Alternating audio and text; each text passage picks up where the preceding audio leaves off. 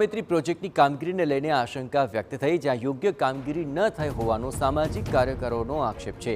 Collector કચેરીએ boat અને life jacket સાથે વિરોધ નોંધાવ્યો। યોગ્ય રીતે કાર્યવાહી કરાય તેવી સામાજિક કાર્યકરોની માંગ છે। કામગીરીની વિજિલન્સ તપાસની પણ માંગ કરવામાં આવી।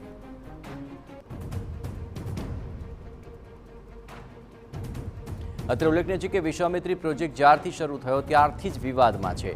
હવે કામગીરી સામે આશંકા સેવાઈ રહી છે। એટલું જ નહીં, સામાજિક કાર્યકર્તાઓએ વિજિલન્સ તપાસની પણ માંગ કરી છે। સિંચાઈ વિભાગ 84 ડમ્પર થકી જ કામગીરી કરી શકતી હોય તો પાલિકા કેમ નહીં, તે માટે વિજિલન્સ તપાસની માંગ કરવામાં આવી।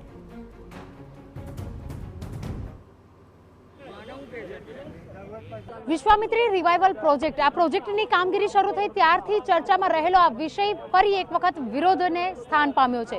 ઉલ્લેખનીય બાબત એ છે કે વિશ્વામિત્રીની કામગીરી જે રીતે શરૂ કરવામાં આવી એ કામગીરીમાં ક્યાંક ગેરરીતિ થઈ હોવાના આક્ષેપ સાથે જે સામાજિક કાર્યકરો છે તેઓ દ્વારા બોટ લાઈફ જેકેટ પહેરી અને આજે કામગીરી છે તેનો વિરોધ નોંધાવી રહ્યા છે। જે સામાજિક કાર્યકર કમલેશ પરમાર આપણી સાથે હાજર છે। વિરોધ નોંધાવવાનો વારો આવ્યો છે। વિશ્વામિત્રીની કામગીરીને લઈને આપને શું ગેરરીતિ લાગી રહી છે?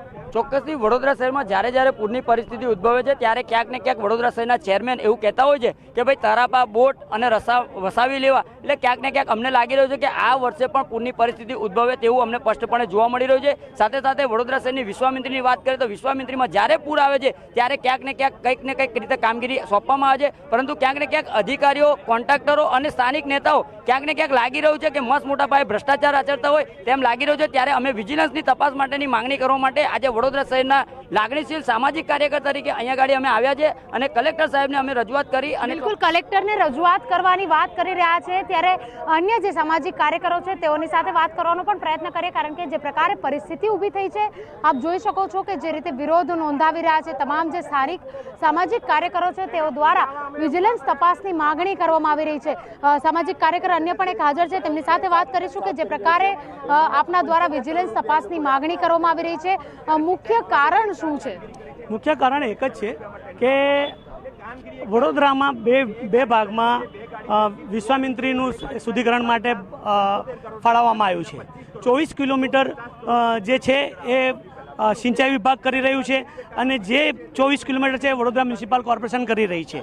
હવે જ્યારે સિંચાઈ વિભાગ 86 ડમ્પર સાથે 24 કિલોમીટર સાફ કરતી હોય અને 24 કરોડથી 25 કરોડમાં કોન્ટ્રાક્ટમાં ખર્ચો કરતી હોય, એ જ વડોદરા મ્યુનિસિપલ કોર્પોરેશન 72 કરોડ રૂપિયા જેવા તોતિંગ આટલા મોટા માં કરે એટલે 52 કરોડ રૂપિયાનો ચોખ્ખો અંદર જે દેખાઈ રહ્યું છે ફરક એ ચોખ્ખું દેખાય છે। બિલકુલ ચોખ્ખો ફરક દેખાઈ રહ્યો છે, ભ્રષ્ટાચાર દેખાઈ રહ્યો છે। સિંચાઈ વિભાગ દ્વારા કામગીરી મોડા શરૂ કરવામાં આવી અને વહેલા પૂર્ણ થઈ ગઈ છે, તેને લઈને પણ ક્યાંક આપના દ્વારા આશંકાઓ વ્યક્ત કરવામાં આવી રહી છે।